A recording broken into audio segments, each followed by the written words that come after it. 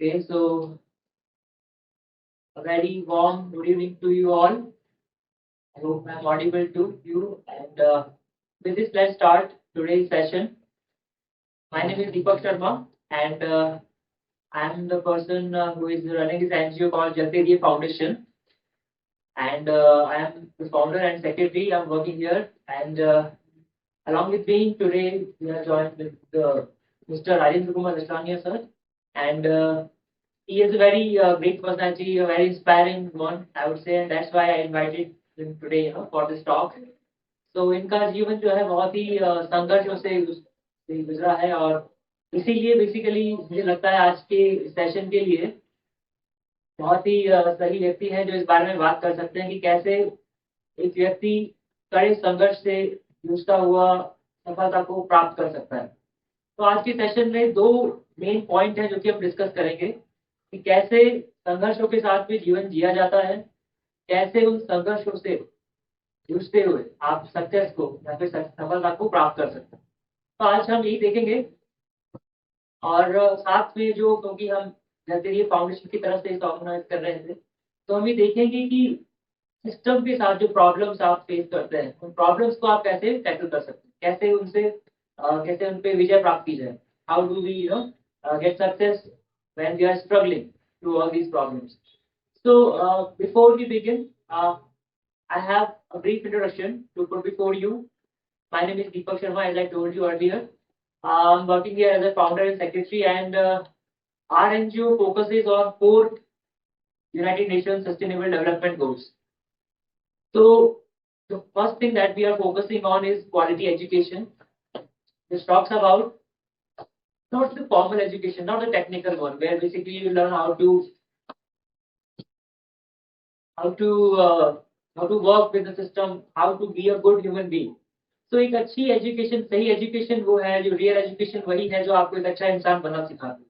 So this is what we are trying to develop here through this foundation, and you can visit our website like reallyrealeducation.com. Through this you can find all the inspiring and informed content which can actually help you to learn to be a good human being. So we have some books published. My father is here today, and he has written several books here. So these books are pretty available on our website, so you can you can just read them there. And before we begin today's session, I will basically try to read something from his own creation. So जैसा कि हम लोग देखते हैं कि किसी भी कार्यक्रम को शुरू करते हैं तो पहले हम सरस्वती जी की वंदना करते हैं, राइट। तो उनकी अभी एक ही बुक है, अभी रिसेंटली पब्लिश हुई है, जस्ट कल ही आई है पब्लिश होकर के। तो मैं इसकी एक कविता जरूर कहना चाहूंगा।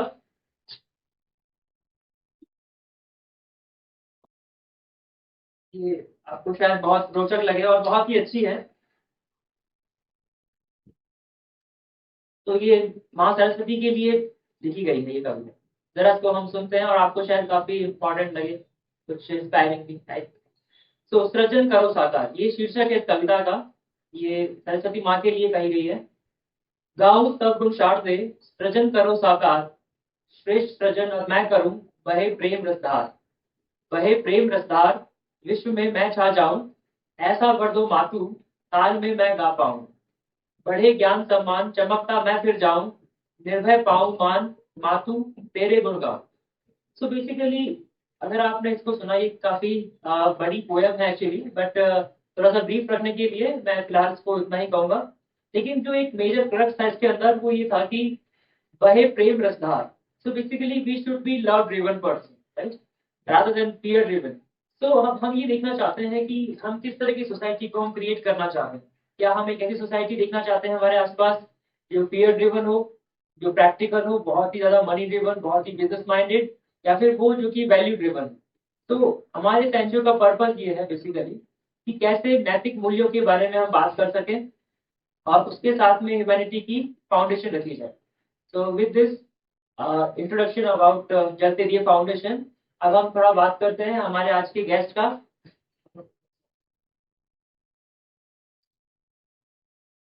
तो आज हमारे साथ में प्रेजेंट है मिस्टर राजेंद्र कुमार दशकानिया जी, जो कि हमारे यूनिवर्सिटी राजस्थान से इन्होंने बीटेक एमटेक किया और उसके बाद में जीआरएफ रहे pollution control board.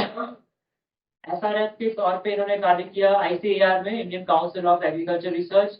And then उसके बाद गेट क्लियर किया एंड देन फाइनली अभी ये फूड सेफ्टी ऑफिसर में चयनित हो गए हैं।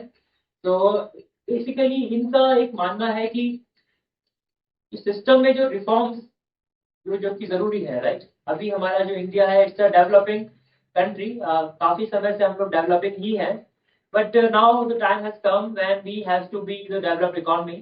सो उसके लिए क्या चीजों की जरूरत होगी, वो सारी चीजें हम आज डिस्कस करने वाले हैं, वो सारे इंग्रेडिएंट्स जो कि हमको उस लेवल तक लेके जाएंगे।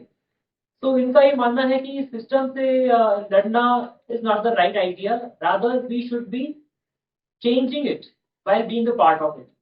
So United Nations के सस्टेनेबल डेवलपमेंट गोल्स है नंबर 16 जो कि बात करता है piece justice and strong institution की।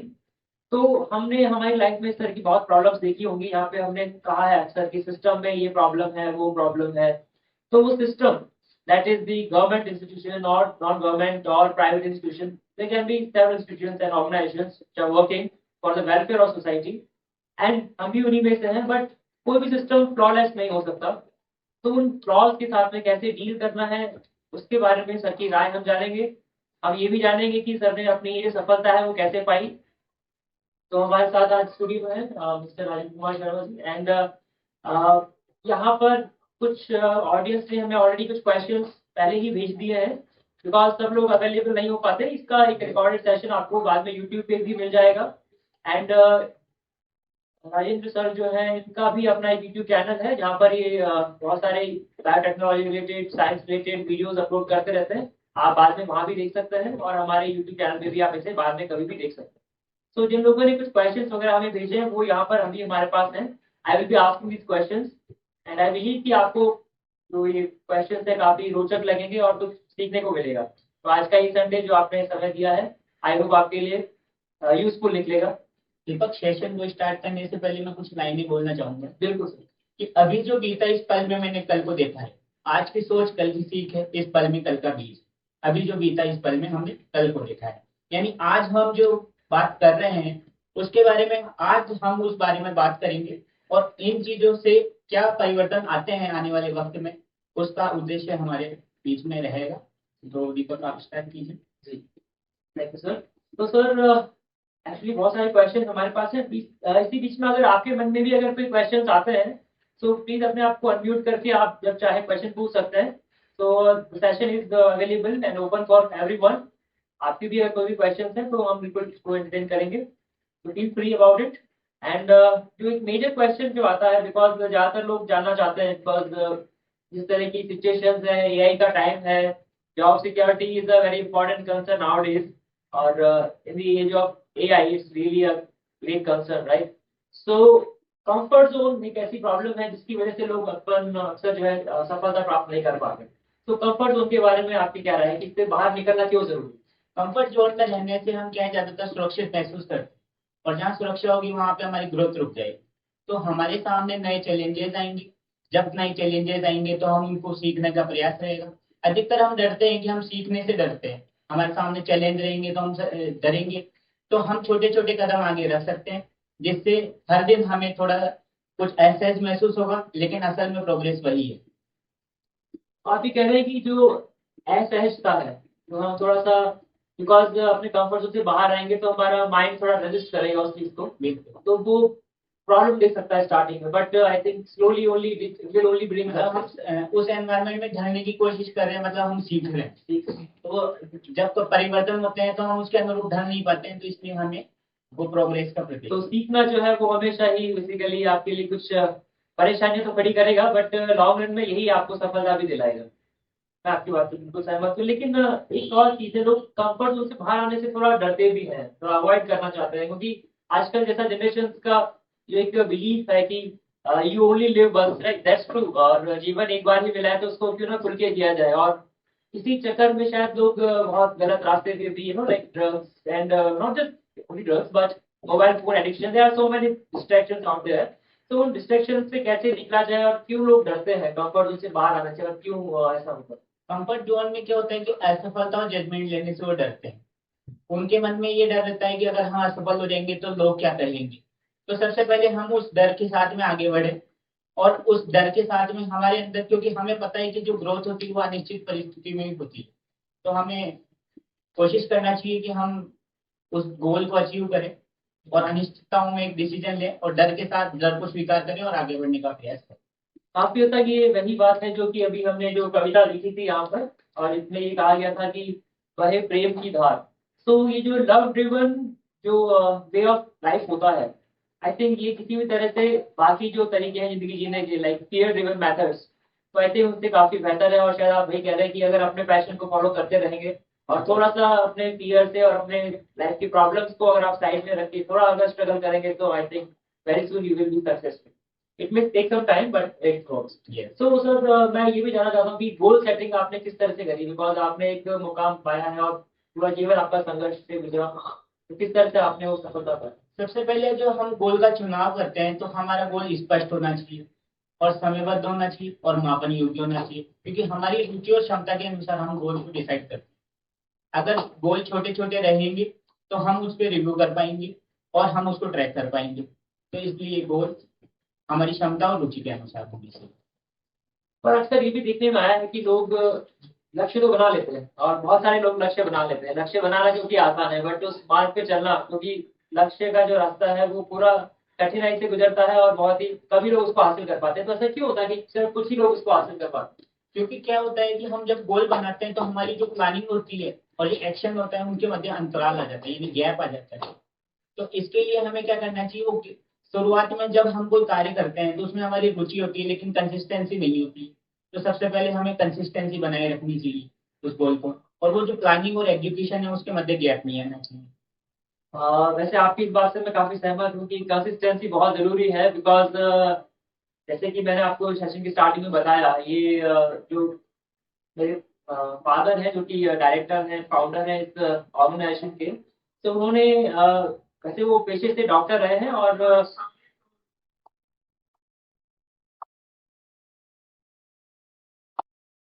yeah, it is visible. I think you are using your smartphone. Am I right? So you have to just zoom out. If you zoom out, you will see him as well. Because in portrait mode, basically it crops the video. Now I think you can see it. Or you can also join through a laptop. So that's okay. Now it's good. Okay. Thanks for that improvement. तो हम लोग बात कर रहे थे consistency की, और कैसे कंसिस्टेंसी आपको सक्सेस दिला सकती है। बिकॉज आपने ये जरूर सुना होगा कि Rome wasn't built in a day. तो बड़ी बड़ी ऑर्गेनाइजेशन बिल्डिंग ये सब एक दिन में नहीं होता है। इन सब के लिए आपको regular smart work, hard work, consistency, ये सारी इंग्रेडिएंट्स हैं जिसके के साथ में आप सक्सेस को पाते हैं। और इसका एक बहुत अच्छा एग्जाम्पल है मेरे खुद के फादर, जो कि इस ऑर्गेनाइजेशन के फाउंडर हैं, डायरेक्टर हैं, और इस ऑर्गेनाइजेशन को चलाने की जो प्रेरणा है मुझे उन्हीं से मिली है ना। ये जो ऑर्गेनाइजेशन की प्रेरणा है ये मुझे उनसे मिली, बिकॉज वैसे वो पेशे से चिकित्सक रहे हैं, और ये किताबें जो लिख रहे हैं पिछले रिटायरमेंट के बाद से। So initially he was not getting recognized for poetry, and poetry is such a different domain, you know that, right? So poetry में जैसे कि वैसे जैसे मैंने बताया कि वो डॉक्टर हैं, लेकिन जब रिटायर हुए उनका ये एक पैशन था। So because of that passion only he could be consistent enough to work on this for so long, and now he is a very prolific author. He has published several books, and all the information is available on our website reallyrealeducation.org. You can find this on our website jatidfoundation.org as well. So I was just telling you कि consistency की वजह से today he is a very successful poet as well. So what is the role of consistency we have already seen and discussed, and it was a great talk you just said. So but एक और question आ रहा है, apart from consistency, students have asked that skill or degree, because जो students अभी पढ़ाई कर रहे हैं, जो देख रहे हैं, हमारे साथ अभी volunteers भी हैं हमारे, like Nupur is there. Nupur is a volunteer in Jatidev Foundation organization, and I believe you guys are finding it very interesting. So basically, I was talking about these students and what questions they have asked. So because you are studying, so where you should be focusing towards, degree or skill? So skill एक ऐसी चीज है जो कि बहुत जल्दी आपको अपने आप को बदलना होता है। डिग्री एक बार आपने एडमिशन ले लिया, आप उसको ज्यादा चेंज नहीं कर सकते। आज की डेट में भी लोगों का ये मानना है कि अगर आपने कुछ सिंपल डिग्री कर ली है, लाइक मान लो जैसे BCA या BA, तो आपके लिए स्कोप थोड़ा कम हो जाता है। तो हम ये जानना चाहते हैं कि डिग्री की क्या वैल्यू है और स्किल की क्या वैल्यू है। सर आपका इस बारे में क्या राय है? मेरा मानना ये है कि स्किल्स की ज्यादा वैल्यू है, क्योंकि डिग्री तो क्या है, एंट्री पॉइंट होता है किसी भी चीज को प्राप्त करने के लिए। अगर हम स्किल्ड रहेंगे, हमारे अंदर कम्युनिकेशन रहेगा, और क्योंकि कंपनियां आजकल स्किल्स पे फोकस रहती है, तो प्रॉब्लम सॉल्विंग रहेंगे और स्किल्स, टेक्निकल स्किल्स हमारे अंदर डेवलप रहेंगे। अगर डिग्री और स्किल्स है तो ये बेहतर चांस है मतलब चीजों को प्राप्त करने के लिए। ये तो सही है आपकी राय। और वैसे मेरा खुद का भी पर्सनल ये मानना है कि स्किल जो है वो इम्पोर्टेंट है compare two degree, because her field में ही जो है स्कोप होता है। बिल्कुल। और जो लोग ये कहते हैं कि अगर आप ह्यूमैनिटीज में हैं तो ह्यूमैनिटीज में भी स्कोप बनाया जा सकता है, करियर वहां भी पॉसिबल है। इनफैक्ट जिस फील्ड में अभी हम लोग डिस्कस कर रहे हैं ये ह्यूमैनिटीज का टॉपिक है। तो फिर भी, और जबकि हम बिल्कुल डिफरेंट फील्ड से रहे हैं, लाइक आई मीन आपने अपना बीटेक और एमटेक बायोटेक्नोलॉजी में किया है और मेरा जो था वो कंप्यूटर साइंस में। बट इसके अलावा भी आपके कुछ पैशन हो सकते हैं, समाज सेवा से जुड़े हुए आपके कुछ आपके नैतिक दायित्व भी है, तो उसको भी आप फॉलो कर सकते हैं।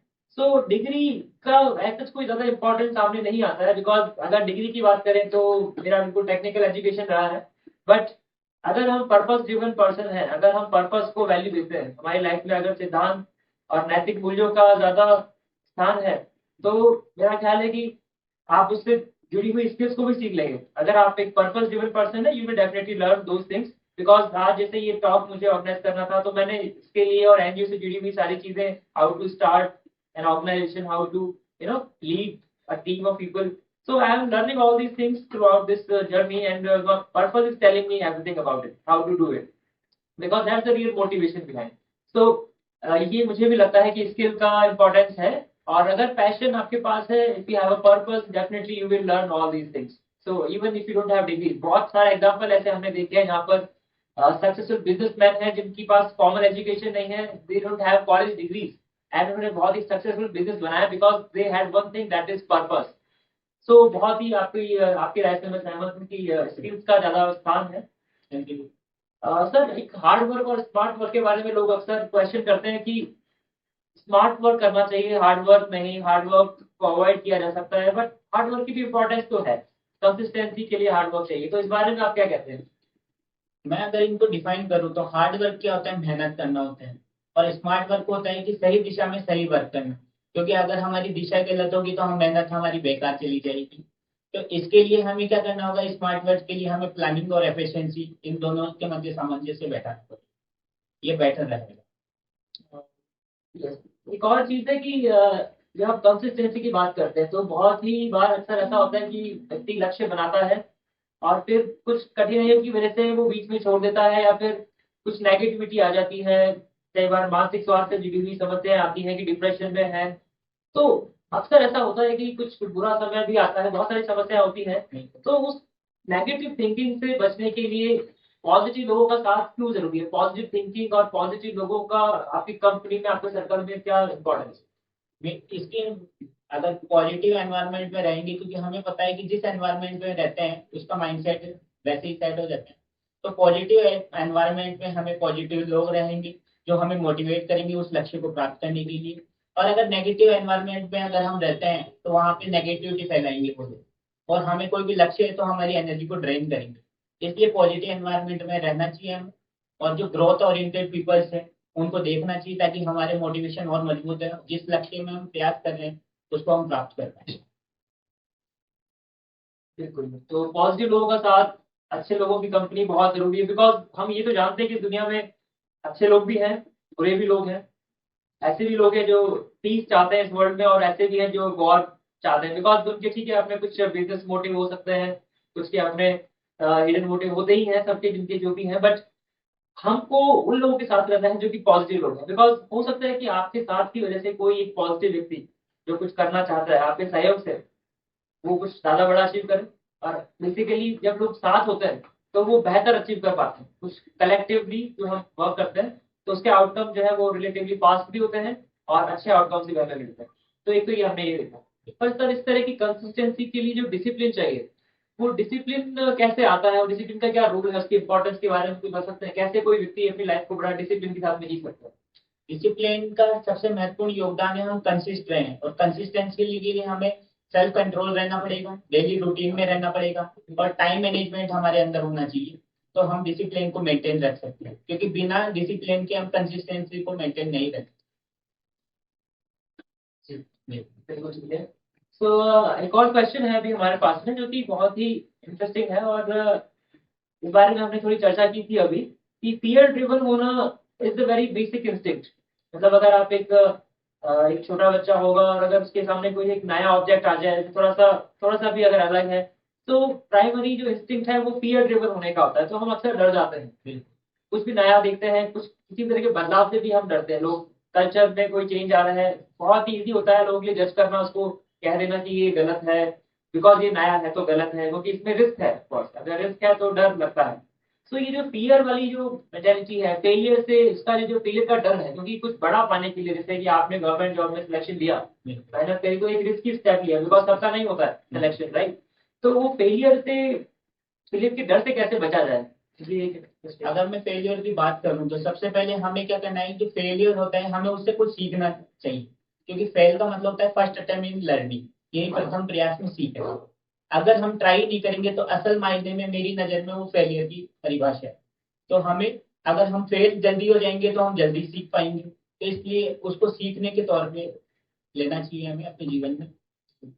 ये आपका आपकी ये बात बिल्कुल सही है कि फेलियर के बारे में जो उन्होंने कहा, FAIL, फेल, FAIL, जैसा कि एक कहीं मैंने पढ़ा था, it's called first attempt in learning. So full form of fail can be given as first attempt in learning. So it's not a failure, basically आप कुछ सीख रहे हैं, कुछ नया करने जाएंगे तो हो सकता है कि आप फेल हो जाए, बट अगर आपका पर्पस फिक्स है कि आपको यही काम करना है और निश्चित तौर पे करना है, तो वो सिर्फ एक लर्निंग का एक आपका सीढ़ी बन के रह जाएगा। वो आपके लिए फेलियर तब है जब आप उसको छोड़ देते हैं हमेशा के लिए।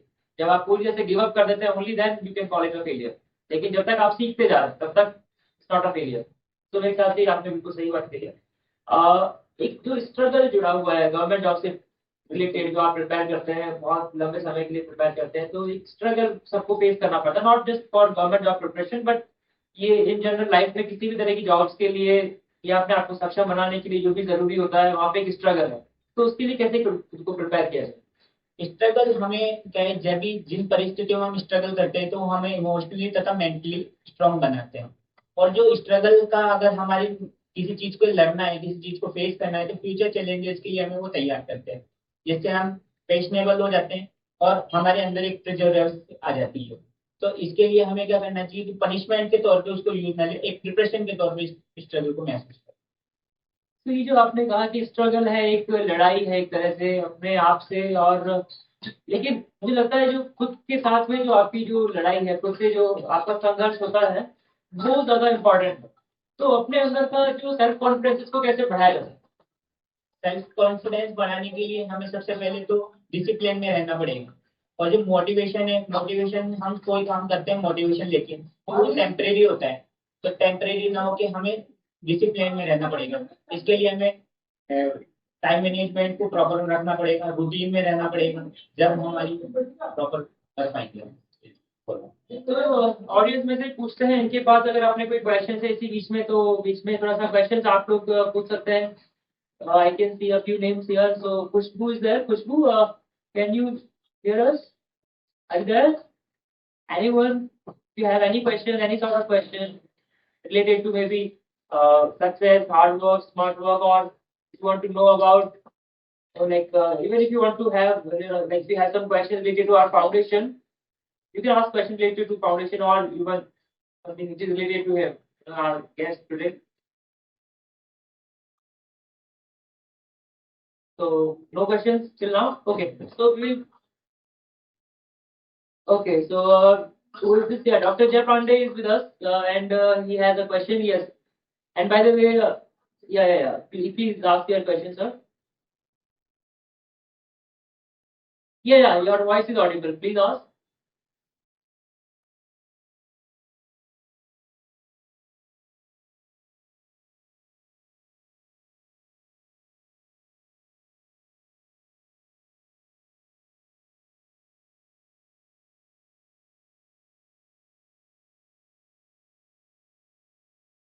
Yeah.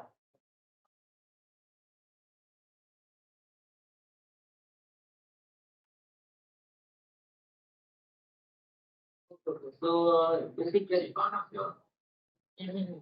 Yeah.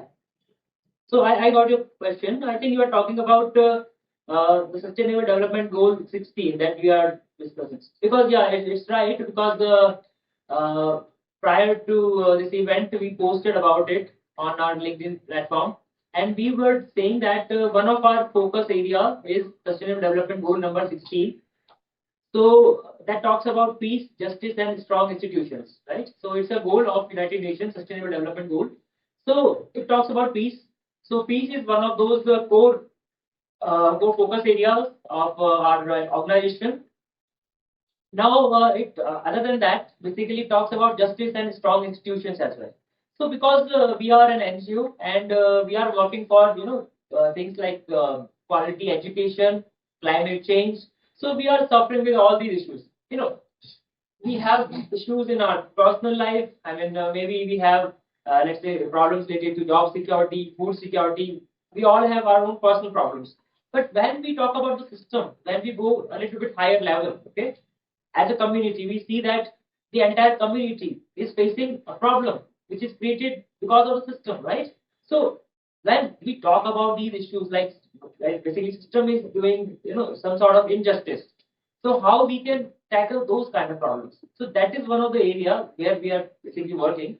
For example, uh, some of us are facing issues related to education. Not all of us are privileged. You know this, right?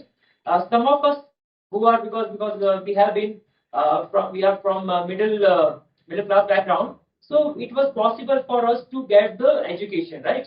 But not everyone can not everyone has access to high quality education. So think about the poor people, right? So are they getting quality education in current scenarios? Are public universities, state universities, and even private universities, are they getting the real value that what they are paying for? So this is what we mean by strong institutions. So if the institution is strong, so you will get what you pay for. I mean the value that you receive from that from that institution. So even sometimes you pay directly. Sometimes you pay directly as a fee, as a tuition fee, and sometimes you pay indirectly through taxation, right? So all these public institutions, universities, they are paid by taxpayers' money, right? So are you receiving that? What you are looking for, what you are expecting. So if you are not receiving that, that is injustice, isn't it? So United Nations Sustainable Development Goal number 16 talks about peace, justice, and strong institutions. So how basically we have seen that if the system is not strong, so basically eventually it would be having it would be causing some sort of injustice with the audience, with the public basically. So I think this is one of the key areas, and why we are, yeah. I think your question was like why this is part of our foundation and why we are discussing, right now this because let's ask him right now. So what do you think? How we can bring these reforms? Because reforms are very much needed in this era, and our society needs a lot of reforms, right, related to education. Because as we are observing that moral values, are not being the priority nowadays, and humanity is losing its real essence, right? So अभी हम जरा समझने की कोशिश करते हैं हमारे साथ में आज हमारे जो गेस्ट हैं सो उनकी इस बारे में क्या राय है और क्योंकि जब हम सिस्टम में होते हैं तो हम तो प्रॉब्लम फेस कर ही रहे हैं सर लेकिन सब लोग इस बारे में बात नहीं कर सकते कुछ लोग होते हैं जो इस बारे में खुल करके चर्चा करते हैं जैसे कि आज हम यहाँ कर रहे हैं तो हम जरा समझने की कोशिश करते हैं राजेंद्र सर से कि सिस्टम में जो समस्या है उनको कैसे दूर किया जा सकता है। सबसे पहले तो हम जिस एडमिनिस्ट्रेशन में जा रहे हैं वहां पे उस एडमिनिस्ट्रेशन के अनुसार हमें ढलना होगा। विदाउट जो ह्यूमन जो नैतिकता है, ह्यूमैनिटी उसका बिना पतन हुए, यानी हम छोटे छोटे स्तर पे हम उस जो पर्टिकुलर एडमिनिस्ट्रेशन को समझेंगे उसके अनुसार ढलने की कोशिश करेंगे, छोटे छोटे प्लान बनाएंगे, उनको एग्जीक्यूट करेंगे, लोगों से जुड़ेंगे और उनकी जो इनोवेटिव सॉल्यूशंस हम उनको प्रोवाइड करेंगे, जिससे हम क्या करेंगे कंसिस्टेंशियल प्रैक्टिस के साथ में बदलाव संभव कर। लेकिन इसमें नैतिकता का पतन नहीं होना चाहिए और इंटीग्रिटी बने ही रहे, जब भी हम सिस्टम को रिफॉर्म ला सकते हैं। ये आपकी जो आपने एक बात कही अभी वो काफी रोचक है यहाँ पे कि जिस तरह से हम देख रहे हैं कि जो नैतिकता या मॉरल वैल्यूज जिनको हम कहते हैं so human life should be value driven जैसा कि अभी हमने पे डिस्कस किया था स्टार्ट करने से पहले। सो जैसा टाइम आ रहा है, जिस तरह की सिचुएशन डेवलप हो रही है, एआई का वक्त है और लोग अक्सर डरे हुए हैं अपने जॉब्स को लेकर के, हर तरह की समस्याएं हैं। और उसी बीच में हम देखते हैं कि वैल्यूज को लेकर के लोगों का एक जो रुझान है वो थोड़ा कम होते जा रहा है। उसके प्रति जो एक ये एक इंटरेस्ट होता है कि why we should be valuing these moral values, right. तो वो जो है वो धीरे धीरे कम होता जा रहा है और आप कह रहे हैं कि उसको कॉम्प्रोमाइज किए बिना ये सिस्टम को बदला जाए, जो कि एक तरीका हो सकता है। मतलब आप शायद इनडायरेक्टली यही कहना चाह रहे हैं कि सिस्टम से लड़ना is not the good, right. क्या आप इसको किस तरह से आप कहना चाहेंगे? सिस्टम के खिलाफ नहीं जाना, हमें उस सिस्टम के अनुसार ढल के और नैतिक मूल्यों को साथ में लेते हुए हम आगे बढ़ सकते हैं। हम छोटे छोटे स्तर पे परिवर्तन कर सकते हैं, लोगों के साथ जुड़ाव कर सकते हैं और उनको इनोवेटिव सॉल्यूशन प्रोवाइड कर सकते हैं, जिससे वो हमारे साथ में कनेक्टिंग रहेंगे और बदलाव संभव है। तो आप ये कहना चाह रहे हैं कि जिन लोगों के तरीके गलत हैं, जैसे कि कुछ लोग बहुत एक्सट्रीमिस्ट टाइप अप्रोच फॉलो करते हैं, और आई थिंक डेमोक्रेसी में और स्पेशली सिविलाइज्ड सोसाइटीज जो होती है वो आई थिंक किसी भी तरह के नेगेटिव और इस तरह के वायलेंस वाले मेथड्स को रादर देन को चूज करने के हम एक एजुकेटेड जो एक मैनर है जो कि थ्रू डिस्कशन और डायलॉग जो कि पीस को बिल्ड किया जा सकता है। तो पीस बिल्डिंग के लिए dialogue I think is a very great tool rather than warfare. तो जैसे कि आप अभी देख रहे हैं lot of wars are going on हमारे को, आपको पता है ईरान इजराइल हो या फिर like Russia, Ukraine, there are so many wars going on, right? So I think when humans are able to like communicate with each other, I think that should be the right way. This is what you are suggesting. आप क्या नहीं कह सकते हैं? तो इनका ये कहना है कि लड़ाई, और भले इसको आप वॉर कहें या सिस्टम से लड़ना हो, लड़ाई is not the solution. rather than you can improve your communication skills, try to understand what is the point of the other person or the other country maybe. So उनका point हम समझे, empathise करें, उन लोगों की समस्या को समझे, और या सो let's talk about the other question. I think your question is well addressed, Dr. Jayapande.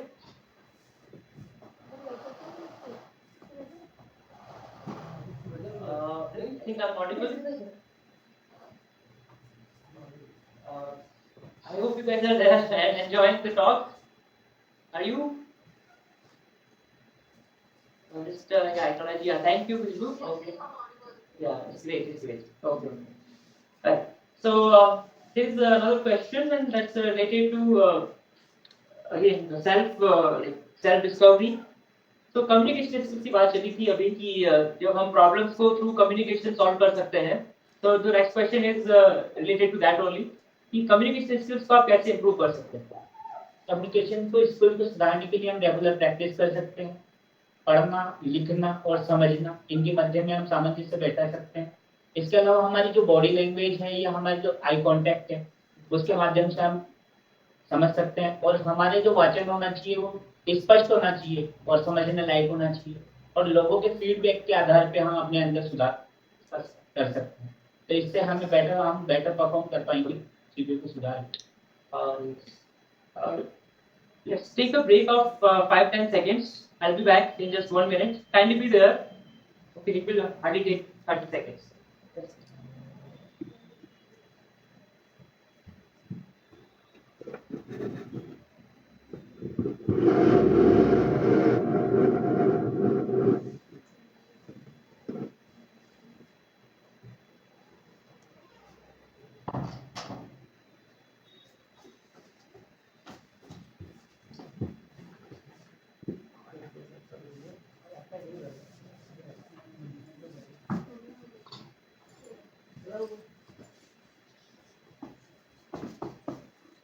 Okay, so yes, let's start conversation once again, and we are also running out of time, so I understand your time constraints as well. So let's begin with this. So next question जो हमारे पास है वो है solution oriented mindset के बारे में। कि generally लोग प्रॉब्लम्स के बारे में ज्यादा सोचते हैं, नेगेटिव सोचते हैं, ओवर थिंकिंग के ट्रैप में फंस जाते हैं। तो सॉल्यूशन ओरिएंटेड थिंकिंग के बारे में आपकी राय? सबसे पहले हमें समस्या को नहीं देखना चाहिए, समस्या का समाधान में एक्शन लेने की जरूरत है। हमें ये सोचना चाहिए कि जो समस्या आई है उसका समाधान हम कैसे कर पाएंगे। इसके लिए हमें क्रिएटिव थिंकिंग होना चाहिए, इसके अलावा एनालिसिस करना चाहिए कि इस समस्या का हम समाधान कैसे कर सकते हैं। ऐसे हम डेली रूटीन में अगर इन कार्यों को करेंगे, समाधान का प्रयास करते रहेंगे, तो ये नेचर हमारे अंदर आ जाएगा। तो ये बिल्कुल एक सही तरीका हो सकता है, वे ऑफ लाइफ हो सकता है। लेकिन एक जो हम जो नेक्स्ट क्वेश्चन को देखेंगे, ये थोड़ा सा मुझे काफी इंटरेस्टिंग लगा। ये सारे क्वेश्चंस वो है जो ऑडियंस ने हमें पहले ही थोड़ा सा भेज दिए थे। अगर आप लोगों के कोई अपने क्वेश्चंस हैं, आप लोग में भी भेज सकते हैं, यहाँ पे चैट बॉक्स में पूछ सकते हैं, या फिर इनफैक्ट अपने आप को अनम्यूट करके भी आप अभी कोई क्वेश्चन अगर आपके मन में आ रहा है, you can ask. And next question थोड़ा सा इंटरेस्टिंग लग रहा है मुझे। ये बात कर रहे हैं फील्ड के बारे में। फील्ड और हम जो एक आमतौर पर सुनते आते हैं कि in this era, like in year 2026, सही फील्ड का और उसके स्कोप का कैसे सिलेक्शन किया जाए? कैसे हम कह सकते हैं कि आने वाले टाइम में इस फील्ड में स्कोप रहेगा? और बिकॉज यहाँ पे बहुत सारे स्टूडेंट्स हैं अभी, तो हम ये देखना चाहते हैं कि उन स्टूडेंट्स के लिए, उनके करियर के लिए क्या सही हो सकता है, क्या इम्पोर्टेंट हो सकता है, कैसे उसको सॉल्व किया जाए। अगर मैं फील्ड की बात करूँ, अगर फील्ड का चुनाव कैसे करना है, तो सबसे पहले जो मार्केट में क्या डिमांड है उसकी, उसके बारे में देखना चाहिए, और उसकी रियल वर्ल्ड में क्या एक्सपोजर्स हैं उनको देखना चाहिए। लेकिन पॉपुलैरिटी पे नहीं जाए, लॉन्ग टाइम में जो ग्रोथ देवे, जो लक्ष्य है हमें, उन्हीं का चुनाव हमें करना चाहिए। ओके, सो जैसा कि हम जानते हैं कि एआई ने बहुत सारी चीजों को बदल दिया है, बहुत सारे करियर ऑप्शंस जो हैं वो like they are in danger है उनसे। सो कैसे हम लोग हमारे लिए एक अच्छा करियर ऑप्शन चुन सकते हैं? वो स्कोप जो हम अक्सर सुनते आए हैं कि इस फील्ड में बहुत स्कोप है, तो किस फील्ड में स्कोप होता है, किस में नहीं होता है? क्या ये क्या हम इसको डिस्कस कर सकते हैं, या फिर जैसा कि मेरा अपना मानना है कि हर फील्ड में इसको बनाया जा सकता है? आपकी स्किल, आपका उस फील्ड में नॉलेज कितना अच्छा है, कितना उसके प्रति पैशन है, मेरे ख्याल से हर फील्ड में इसको बनाया जा सकता है, even in this era of AI. What do you think? मेरा थिंक ये है कि सबसे पहले जो भी हम लक्ष्य चुनाव कर रहे हैं, हमारा इंटरेस्ट पहले उसमें होना जरूरी है। जब तक हमारे अंदर उस चीज के फील्ड के अंदर इंटरेस्ट नहीं होगा, हम उसमें अच्छा परफॉर्म नहीं कर सकते। और जैसे हमारा इंटरेस्ट उस फील्ड में जब बनता जाएगा, हम उस पर रिसर्च करते जाएंगे, और आने वाले वक्त में फिर उस फील्ड में जाके हम रिफॉर्म्स ला सकते हैं। तो रिफॉर्म पॉसिबल है, लेकिन उसके लिए आपको पैशनेट होना पड़ेगा उस कार्य के लिए जिसकी आप करना चाहते हैं। अगर आपको लगता है कि आप किसी समस्या से जूझ रहे हैं और उसको सॉल्व करना चाहते हैं, तो एटलीस्ट आप में तो उसको सॉल्व करने के लिए सॉल्यूशन ओरिएंटेड थिंकिंग के साथ में उसके प्रति पैशन होना बहुत जरूरी है। तो ये आपको ओके। अच्छा, जैसे हम सिस्टम में रिफॉर्म की बात हमने की अभी थोड़े पहले, क्योंकि बिकॉज जो पर्पस है हमारा इस एनजीओ का वो यही है कि कैसे बदलाव लाया जाए। जिस तरह की प्रॉब्लम्स हम लोग सभी फेस कर रहे हैं यहाँ पे, तो उन प्रॉब्लम्स को सॉल्व करते हुए किस तरह से उन बदलाव को, उन रिफॉर्म्स को लाया जाए, तो कैसे किया जा सकता है? हम जो भी प्रॉब्लम्स हैं, पहले उनका रिसर्च करना चाहिए हमें कि क्या रिसर्च कर सकते हैं, अवेयरनेस फैला सकते हैं, लोगों से जुड़ाव कर सकते हैं, और उनको इनोवेटिव सॉल्यूशंस प्रोवाइड कर सकते हैं। लेकिन ये कार्य होगा कंसिस्टेंसी के साथ में, और प्रैक्टिकली पॉसिबल। कंसिस्टेंसी अगर नहीं रहेगी तो हम उस कार्य को नहीं कर पाएंगे, तो बहुत जरूरी है। हाँ, कंसिस्टेंसी के बारे में हमने अभी चर्चा की और कंसिस्टेंसी का रोल भी हमने समझा। पर जैसा कि हमने देखा कि इस एज में जहाँ पर इतना सारा इंफॉर्मेशन अवेलेबल है, मल्टीपल एप्लीकेशंस है, you can scroll endlessly on applications like Insta, Facebook, WhatsApp. So बहुत सारा डिस्ट्रैक्शन भी अवेलेबल है आज के इस डेट में। तो अपने माइंड को डिक्लटर आप कैसे कर सकते हैं? वहाँ पे उतना सब कुछ चलता रहता है, उसमें एक चीज पे फोकस करना है, वो कंसिस्टेंसी के साथ में। It's a tough task. कैसे उसको किया जाए? सबसे पहले तो हम जो मेडिटेशन है उसका इस्तेमाल कर सकते हैं, और जो अननेसेसरी थॉट्स है उनको अवॉइड कर सकते हैं। इसके लिए हमें प्रकृति के बीच में रहना पड़ेगा, और जो डिजिटल डिस्ट्रैक्शन है उनसे हम बच सकते हैं। तो जब हमारा माइंड क्लियर होगा तो हमारी डिसीजन मेकिंग अच्छी होगी। इसी तरीके से हम डिक्लस्टर कर सकते हैं। हाँ, तो ये जो उन्होंने बात कही, इसमें दो पॉइंट मुझे सबसे इम्पोर्टेंट लगे। एक तो है मेडिटेशन से रिलेटेड। सो मेडिटेशन आप जानते हैं कि it's a great tool for mental peace, for your mental health. तो एक तो ये बहुत सही चीज उन्होंने कही, और हम इस फाउंडेशन के थ्रू मेंटल हेल्थ के ऊपर भी वर्क करते हैं। इनफैक्ट अभी लास्ट ईयर हमने एक मेंटल हेल्थ की टॉक ऑर्गेनाइज की थी, और अभी हम एक रूरल कैंपेन करने का भी सोच रहे हैं। नेक्स्ट हमारा प्लान वही है। सो मेडिटेशन एक ऐसी चीज है जो कि आप घर पे भी कर सकते हैं। लेकिन मेंटल हेल्थ से रिलेटेड बात चली है, तो आई वुड सजेस्ट कि जहां तक हो सके, if possible, always go for professional consultation because सभी लोग आपकी समस्या को शायद ना समझ सकें। तो एक तो ये मैं इसमें ऐड करना चाहूंगा। और जो एक आपने कहा कि हमें प्रकृति के करीब रहना चाहिए, बिल्कुल, क्योंकि अगर आप प्रकृति के करीब रहेंगे आपके डिस्ट्रैक्शंस के मिनिमम होने के चांस ज्यादा होंगे because now you are looking outward, now you are not continuously looking at the screen. So I think this is another way, good way to to improve yourself, है ना? तो इसके लिए भी हम लोग अभी एक प्रोजेक्ट कर रहे हैं, this is related to Miyawaki forestation. So because हमारे एनजीओ में एक पर्पस जो है वो क्लाइमेट चेंज के लिए भी है, जिस तरह से आप देख रहे हैं because of growing pollution and multiple issues, global warming related issues, तो क्लाइमेट चेंज हो रहा है, तो उसके लिए हम लोग हमारे लेवल पे क्या कर सकते हैं। सो ये एक मेजर प्रॉब्लम है, सरकारें अपना काम कर रही है, सिस्टम अपना काम कर रहे हैं, बट हमेशा हमें पूछना चाहिए कि हम हमारे देश के लिए क्या कर सकते हैं, what we can do for our country, not what country has done for us. So हम लोग भी एक प्रोजेक्ट डेवलप कर रहे हैं, it is related to Miyawaki forestation technique. तो इसमें क्या होता है, बहुत कम स्पेस में आप एक डेंस प्लांटेशन कर सकते हैं, बहुत सारे फॉरेस्ट वाले जो ट्रीज है, नेटिव ट्रीज जो कि आपके उस एरिया से रिलेटेड है, उनको आप अपनी जगह पे लगा सकते हैं। तो इसके ऊपर हम एक प्रोजेक्ट कर रहे हैं, इसके ऊपर एक मॉडल बना रहे हैं हम, और अगर वो प्रोजेक्ट जब कंप्लीट होगा so you can simply follow that model. तो उसमें क्या होगा, आपको बताया जाएगा कि इतने लिमिटेड लैंड में कौन कौन से ट्रीज हैं जो कि आपके लिए उपयुक्त रहेंगे, जो कि ना सिर्फ आपके लिए बेनिफिशियल हो सकते हैं बल्कि एनवायरनमेंट के लिए भी बेनिफिशियल हो सकते हैं। तो ये भी हमारे एनजीओ का एक पर्पस है, एक प्रोजेक्ट है, जिसको भी हम कर रहे हैं। अच्छा, अभी हमारे पास सिर्फ 2 क्वेश्चंस रह गए हैं इस सेशन के लिए, अभी हमारे पास समय भी कम है। तो let's talk about the next 2 questions. Self analysis के ऊपर ये क्वेश्चन आया है कि सेल्फ एनालिसिस की क्या रिक्वायरमेंट है सक्सेस के। सबसे पहले सेल्फ एनालिसिस के लिए हमें अपनी स्ट्रेंथ और वीकनेस को पहचानना पड़ेगा। अगर हमारी वीकनेस है तो हम सही दिशा में अगर सही वर्क करेंगे तो हम हमारी वीकनेस को दूर करके उस एरिया में सेल्फ एनालिसिस करके आगे बढ़ सकते हैं।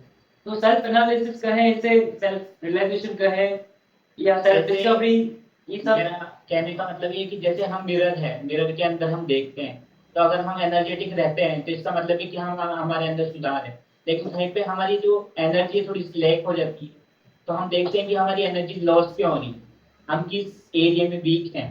तो इस वजह से हमें अपने आप को पहचानना चाहिए और वीकनेस पे हमें ज्यादा वर्क करेंगे तो हम आगे अच्छा इंप्रूवमेंट कर सकते हैं सेल्फ एनालिसिस करके। तो जैसा कि आपने कहा कि सेल्फ एनालिसिस के लिए बहुत सारे टूल्स अवेलेबल हैं, बहुत सारे मेडिटेशन टेक्निक्स हैं। So you can think of it meditation techniques है जो कि आपको बहुत ऑब्जर्विंग बनाते हैं, आप बहुत अच्छे से ऑब्जर्व कर पाते हैं। कोई भी मेडिटेशन टेक्निक जो आपके ऑब्जर्वेशन को बढ़ाए वो अच्छा हो सकता है, फिर आप कोई सा भी कर सकते हैं। Vipassana is one of them, it's a great tool I think. And last question, let's talk about it. तो छात्रों की भी आपका एक अंतिम संदेश क्या होगा? This is the last question and because यहाँ पे स्टूडेंट्स हैं और वो जानना चाहेंगे जरूर कि वन टेक होम मैसेज अगर। सबसे पहले तो सेल्फ मोटिवेटेड रहना चाहिए और प्रयास हमेशा करते रहना चाहिए, और लर्निंग के जो फेलियर है तो उससे कुछ सीखना चाहिए हमें, और स्ट्रगल है तो स्ट्रगल को एक पनिशमेंट के रूप में ना ले, प्रिपरेशन के रूप में ले, और कंसिस्टेंसी बनाए रखें और पेशेंस के साथ में काम करें, तो जो भी गोल हमने चुना है वो हम प्राप्त कर सकते हैं, और उस गोल को अचीव करते हुए हम अपने जीवन के जो भी लक्ष्य हैं उनको प्राप्त कर सकते हैं और रिफॉर्म्स भी ला सकते हैं। ये आपने बहुत अच्छी बात कही कि सेल्फ मोटिवेटेड रहें, क्योंकि जो बाहर से जो आता है मोटिवेशन वो शायद लंबे समय तक ना रहे, और अगर आपने सेल्फ मोटिवेटेड रहना सीख लिया, या फिर इसको कहते हैं हम इंस्पिरेशन, जो कि आपको अंदर से आता है, सेल्फ इंस्पिरेशन कहते हैं उसे, या सेल्फ मोटिवेशन कह दीजिए। तो बात सिर्फ शब्दों की नहीं है, बात पैशन की है। अगर आपके अंदर एक पर्पस, अगर आपके अंदर एक विजन है तो आप उस चीज को करते रहो, फिर आपको किसी और मोटिवेशन की जरूरत नहीं है, क्योंकि आप ही खुद को मोटिवेट कर रहे हैं। तो जो आप कह रहे हैं सेल्फ मोटिवेशन, वो आई थिंक बहुत इजीली अचीवेबल है अगर आपके पास एक पर्पस ऑफ लाइफ, जैसे कि हमारे एनजीओ का पर्पस है holistic education for global peace. तो that's our slogan, that's our motto, यही हम करना चाह रहे हैं। कैसे पीस को हम बिल्ड कर सकते हैं, नॉट जस्ट इंडिविजुअल लेवल, सिर्फ मेरा मेंटल पीस नहीं, peace in the community, not just the religion based or caste based or gender based, no, humanity. We are working for humanity here, and हम ये देखना चाह रहे हैं कि पीस को ह्यूमैनिटी लेवल पे कैसे लेके जाए, not just between two people, not just their relationship level peace, but peace between countries as well. So all these wars that are going on, we are totally saying that we should stop them. Let's try to understand the other country. Let's try to understand the thought process of someone else. Let's try to empathize. दूसरों की problems को समझने की कोशिश करें, and through communication, through interaction, through discussion, हम जब problems को solve कर सकते हैं. Why to choose war when you can choose peace? So with this, let's end this session, and I believe that you guys have found this talk very interesting, perhaps inspiring as well. So अगर कोई questions आपके मन में हैं, किसी भी तरह की कोई doubts हैं, कोई भी question related to foundation और सर से related कोई queries अगर आपकी हो, feel free to ask them. I think we can take your questions now. Let's see who is there right now. So Nupur, do you have some questions, or Khushbu? Anyone? Dr. Jay, if you have some other questions, you asked a very good question, and I think your question is well addressed. Even if you have some doubts now, just feel free to ask. मैंने कुछ रचनाएं लिखी हैं। अच्छा, क्योंकि समय जब बदलता है, जब समय के साथ में हम बदलते हैं। हाँ, ओके, समय जब बदलता है, जब हम समय के साथ में बदलते हैं। क्योंकि हवाओं के भरोसे मत उड़, क्योंकि चट्टानें हवाओं का रुख मोड़ देती है। हवाओं के भरोसे मत उड़, क्योंकि चट्टानें हवाओं का रुख मोड़ देती है। अपने पंखों की उड़ान पे विश्वास रख, क्योंकि हवाओं के भरोसे तो पतंग उड़ा सकती है। That's really amazing. Wow. So he is a poet as well, and I forgot to introduce that. I provided the introduction in the beginning, but few people joined later. So he is also very much passionate about poetry, and last time when he visited my home, so he showed me some poetry, like his own creation. तो जैसे कि मेरे father है, जैसे अभी starting में हमने एक सरस्वती वंदना की थी, तो उनकी खुद की कविता थी, ये भी कविताएं लिखते हैं, और आप इनको भी फॉलो कर सकते हैं इनके सोशल मीडिया हैंडल पे। यहाँ पे मैं जानता हूँ कि यहाँ पे खुशबू है, और she is my student, and she is also part of our foundation, and she also writes poetry. तो खुशबू, अगर आपके पास अभी इस टाइम पे कोई पोएम अवेलेबल हो, तो आप भी सुना सकते हैं, कोई भी इंस्पायरिंग या कैसी भी अगर कोई रचना अगर आपकी है पास में। खुशबू, am I audible? Are you there, Khushbu? Yeah, she is there. She has message, but perhaps she has not the content ready yet. Okay. The content is not ready, perhaps not approachable, perhaps. So I hope आपको ये session पसंद आया हो, और कोई भी queries आपके पास है तो आप अभी भी पूछ सकते हैं, और नहीं तो आप कभी भी इन फ्यूचर हमें आप कांटेक्ट कर सकते हैं हमारे सोशल मीडिया प्लेटफॉर्म्स पे। So LinkedIn, Facebook, WhatsApp, Instagram, we are everywhere. Like most of the commonly used platforms, we are there. तो वहाँ पर आप हमें फॉलो कर सकते हैं हमारे अपडेट्स के लिए। जनरली जो भी एजुकेशन रिलेटेड कंटेंट होता है वो हमारी वेबसाइट reallyrealeducation.org पे आपको मिल जाएगा, और फाउंडेशन रिलेटेड जो भी कंटेंट है वो आप हमारे फाउंडेशन पे देख सकते हैं। किसी भी तरह के सपोर्ट के लिए, भले वो फाइनेंशियल सपोर्ट हो, डोनेशन हो, you can provide us. Just visit our website. Everything is available there. If you want to meet us in person, you can meet us at our office, जो कि यहाँ पर करतारपुरा जयपुर में है। The location is available on the website. You can simply find it on Google Maps. You can review there, like about this talk. Okay, so we will very soon will post these videos on YouTube. I hope आपको आज का session पसंद आया होगा, और इसके साथ में आपसे विदा लेते हैं। अगर कोई क्वेश्चन है आप पूछ सकते हैं। लेट्स ओके, तो कोई क्वेश्चन नहीं है, तो थैंक यू सर, अपना समय देने के लिए, और बड़ा ही इंटरेस्टिंग मुझे टॉक लगा। आपसे बहुत कुछ हमें भी सीखने को मिला, और डेफिनेटली जो भी स्टूडेंट्स यहाँ पर हैं सबने कुछ ना कुछ जरूर सीखा होगा। Thank you sir. With this, let's end this conversation. Thank you guys for taking time to attend this conversation, and next event मिलेंगे। Thank you.